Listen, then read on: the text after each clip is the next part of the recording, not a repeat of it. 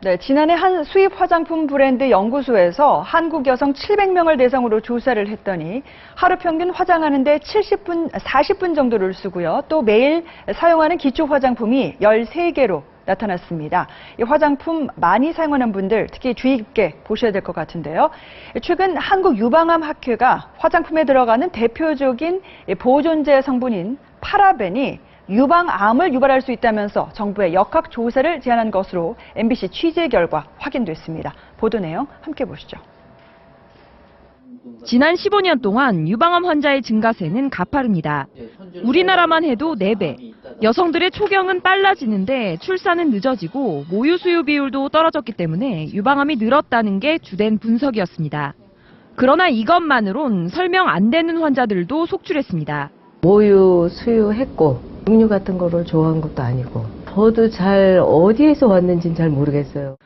그런데 영국의 한 대학이 최근 화장품에 들어가는 파라벤을 정상적인 유방세포에 노출시켜봤더니 세포가 계속 커지거나 또는 죽지 않고 다른 곳으로 전이되는 모습을 보였습니다. 암세포와 똑같은 성질로 변한 겁니다. 한국유방암학회는 영국 연구 결과에 대해 고농도의 파라벤이 DNA 손상을 일으켜 암을 유발하는 게 증명됐다고 평가하면서 파라벤과 유방암의 관련성에 대한 정부 차원의 조사가 필요하다고 밝혔습니다.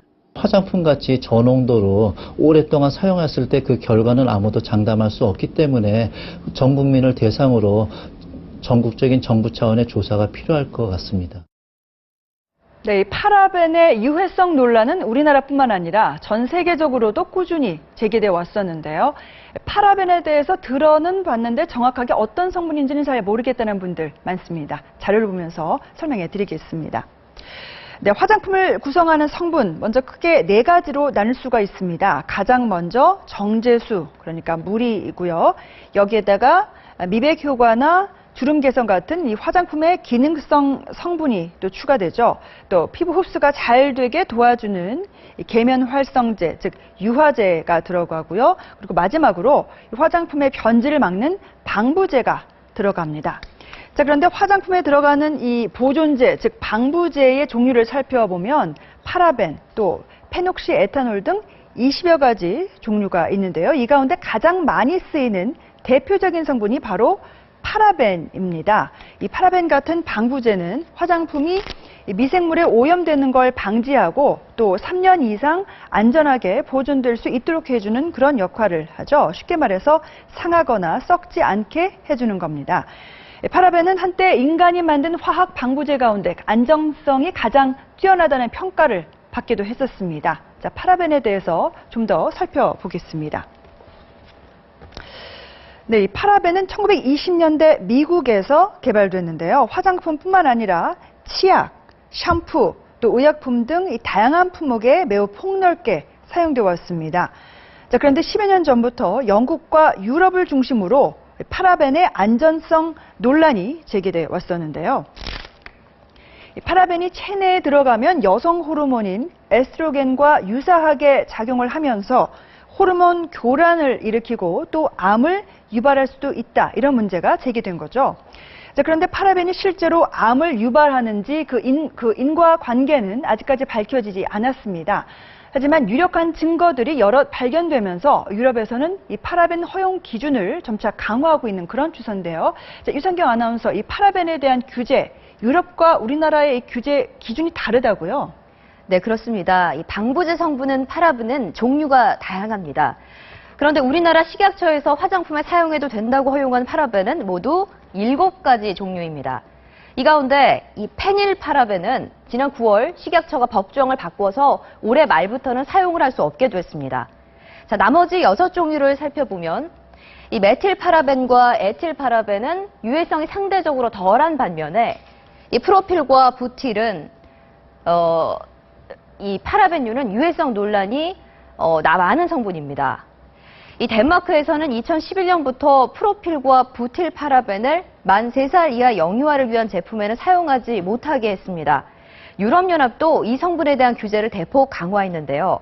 지금은 제품에 0.8%까지를 넣어도 되지만 내년부터는 0.19% 이상 넣지 못하도록 했습니다.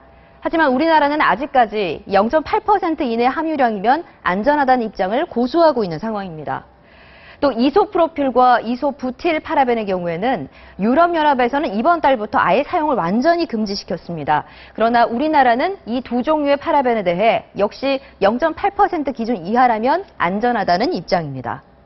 다만 유럽연합의 금지령을 의식했는지 식약처에서 다시 한번 위해성 평가를 진행해 내년 6월까지 완료하겠다는 계획을 발표했습니다.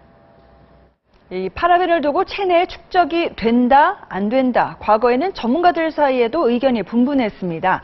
하지만 최근에는 이 파라벤을 장기간 사용할 경우 체내에 축적될 수 있다는 가능성을 보여주는 연구들이 속속 나오고 있는데요. 영상 함께 보겠습니다.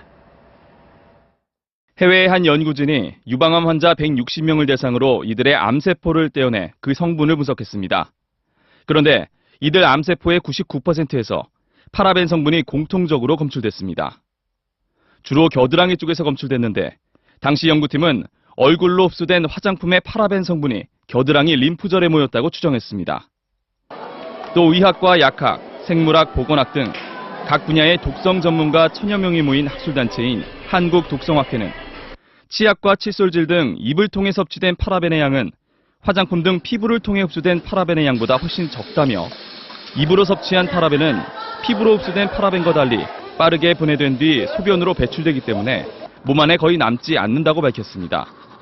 또 같은 양의 파라벤에 노출되더라도 어린이에게는 독성이 더 강할 수 있다며 우리나라에도 유아용품에 대한 파라벤 허용 기준이 따로 필요하다고 지적했습니다.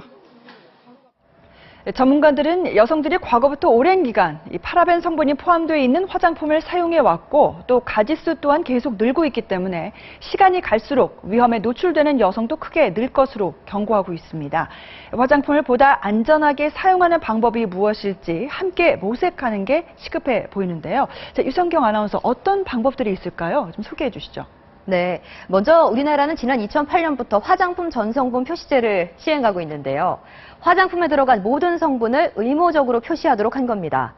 화장품 상자나 용기에 깨알 같은 글씨로 수많은 성분이 표시된 걸 보셨을 겁니다.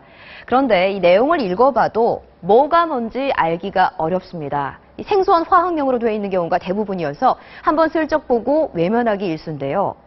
대체적으로 읽기 쉽고 이해하기 쉬운 성분명이 많을수록 안전한 화장품일 가능성이 높다고 합니다. 천연 성분의 경우 동백 오일, 라벤더 에센셜 오일, 해바라기 추출물 등 대개 읽고 이해하기가 쉬운 이름으로 되어 있습니다. 이 때문에 비슷한 제품 서너 개가 있다면 각각의 성분 표시를 비교해보고 천연 성분이 더 많은 걸 고르는 것도 방법이 될 수 있습니다. 또 여성환경연대가 만든 톡톡이라는 인터넷 사이트에 접속하면 화장품에 들어가는 7천여 개 화학 성분의 유해성 정보를 확인할 수 있습니다. 성분의 유해성 정도에 따라서 이 녹색과 노랑, 빨간색 이렇게 세 단계로 나눠서 알려주는데요. 이 빨간색 성분만 피하더라도 보다 안전한 화장품 사용이 가능해지겠죠. 또 파라벤이 함유되지 않았다는 무파라벤 마케팅에 현혹되지 말아야 한다고 강조합니다. 대신에 들어간 이 대체 방부제가 이전보다 더 안전하다는 근거가 없기 때문이라고 하는데요. 결국 성분 하나를 하나하나 검색해봐야 제대로 알 수 있다는 얘기겠죠. 마지막으로 한국 여성들에게 가장 필요한 건 화장품 다이어트입니다. 이 모든 제품을 천연 화장품으로 바꾸는 건 어렵다 하더라도 가짓수를 줄일 수는 있겠죠.